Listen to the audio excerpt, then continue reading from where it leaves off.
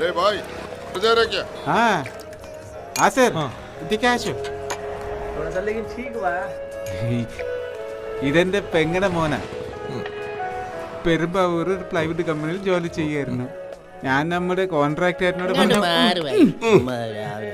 സൈറ്റിൽ നിർത്താനാണ് കൊണ്ടുവന്നത്. എന്തായാലും നിങ്ങൾ ഇരിക്കും. ശരി ശരി.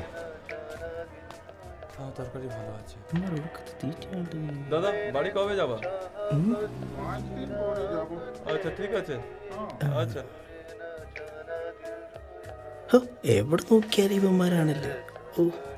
സേട്ടാ 2 ചായ ബോണ്ട.